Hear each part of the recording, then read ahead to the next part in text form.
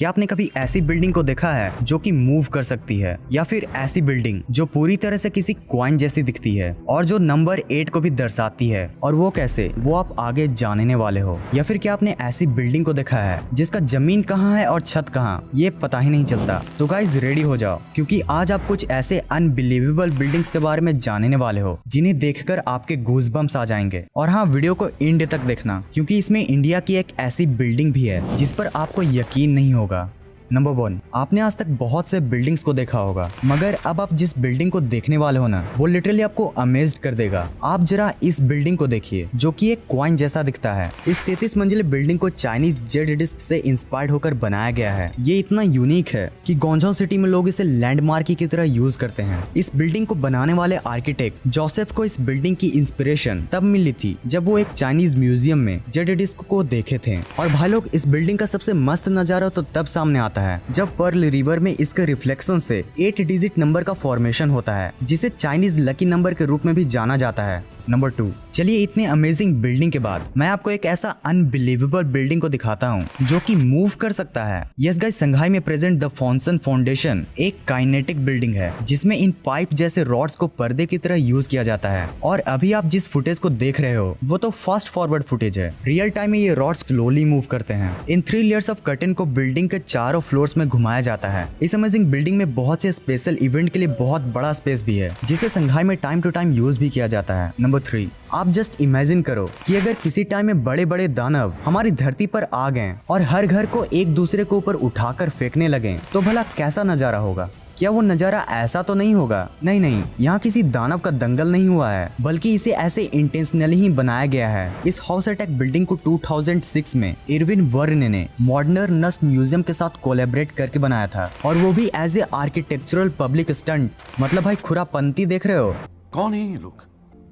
कहाँ से आते हैं? नंबर 4, गाइस चलिए आपको मैं एक ऐसी यूनिक टोकरी दिखाता हूँ जिसमें सब्जियों की जगह इंसान रहते हैं। ये बिल्डिंग प्रेजेंट है ओहियो, यूनाइटेड स्टेट में, जिसे 1997 में एक मार्केटिंग स्ट्रेटेजी के रूप में बनाया गया था। दरअसल इसे एक बास्केट मैन्युफैक्चरिंग कंपनी लोंगा बर्गर ने बनवाया था, ताकि वो उन कस्टमर्स को भी अट्रैक्ट कर सके जो उन्हें नहीं जानते। ये बिल्डिंग दुनिया की ऑफिशियली सबसे बड़ी बास्केट है, जो कि 7 मंजिले का है। और गाइस, इस बिल्डिंग की सबसे मजेदार बात तो ये है कि इस टोकरी के अंदर टोकरियां बनाई जाती हैं, और वो भी इस बिल्डिंग के एग्जैक्ट 160 गुना कम साइज वाली।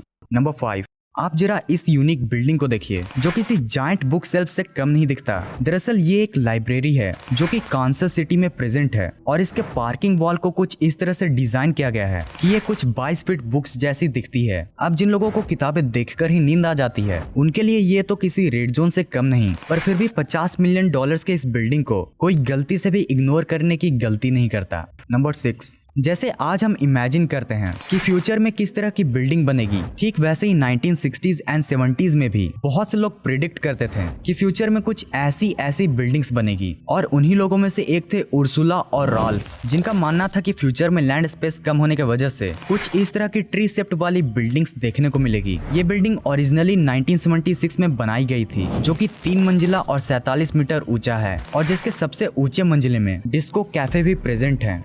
नंबर 7, चलिए गाइज अब मैं एक ऐसी बिल्डिंग दिखाता हूँ जिसको देखकर आप सोच में पड़ जाओगे कि भाई इस बिल्डिंग को बनाया गया था या फिर बिगाड़ा गया था। मिलिए वंडर वर्क्स से, जो कि यूनाइटेड स्टेट्स में प्रेजेंट है। ये एक म्यूजियम है जिसे एड्यूटेनमेंट के बेसिस पर डिजाइन किया गया है। मतलब कि इस बिल्डिंग में आपको चीजों को तो सिखाया जाएगा, पर कुछ अनोखे अंदाज में। ये लिटरली साइंस लवर्स के लिए जन्नत से कम नहीं है, क्योंकि इस म्यूजियम में प्रोफेसर वंडर के 1, 2 या फिर 3 रिसर्च पेपर्स नहीं है, बल्कि कई ऐसे सीक्रेट रिसर्च मटेरियल्स हैं जिसके बारे में बहुत कम ही लोग जानते हैं। इस बिल्डिंग के बारे में एक काल्पनिक कहानी भी है कि एक बार किसी सुनसान आइलैंड में प्रोफेसर वंडर अपना मैनमेड टोर्नेडो को टेस्ट कर रहे थे कि तभी उनका एक्सपेरिमेंट फेल हो जाता है, और उस रिमोट आइलैंड से ये लैब यूएसए में आकर कुछ इस तरह से उल्टा गिर जाता है। नंबर 8, अगर आपको वियर्ड बिल्डिंग्स में इंटरेस्ट है ना, और वो भी स्काई स्क्रैपर्स वाली, तो ये टर्निंग टॉर्सो बिल्डिंग सिर्फ आप ही के लिए है, क्योंकि ये बिल्डिंग यूनिक होने के साथ साथ स्वीडन की सबसे ऊंची बिल्डिंग भी है, जिसकी हाइट 190 मीटर है। इस 54 मंजिले बिल्डिंग को स्पेनिश आर्किटेक्ट सैंटियागो कैलाट्रोवा ने एक व्हाइट मार्बल स्कल्पचर, जिसका नाम भी ट्विस्टिंग टॉर्सो था, उससे इंस्पायर्ड होकर बनाया है। इस टावर को टोटल 9 सेगमेंट्स में बांटा गया है, जिसमें टॉप मोस्ट सेगमेंट में ग्राउंड सेगमेंट से 90 डिग्री का एंगल बनता है, इस बिल्डिंग में ऑफिस, लग्जरी अपार्टमेंट्स और कैफे जैसे सारी फैसिलिटीज मौजूद हैं, जो कि इसे और भी वर्साटाइल बिल्डिंग बनाती है। इस बिल्डिंग को 2015 में council of tall buildings and urban habitat ने 10 ईयर अवार्ड का विनर भी अनाउंस किया था। नंबर 9।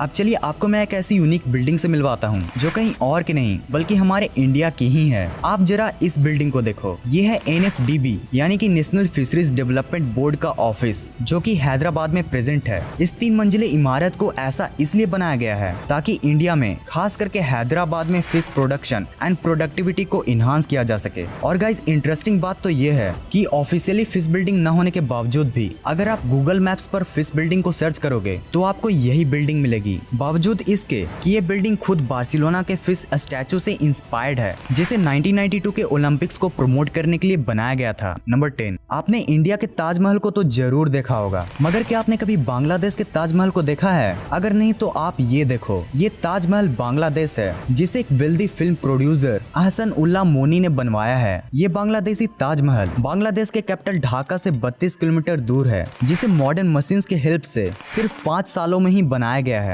इस ताजमहल को किसी क्वीन के लिए नहीं बट उन पुअर पीपल्स के लिए बनाया गया है जो इंडिया के ताजमहल को नहीं देख पाते हैं।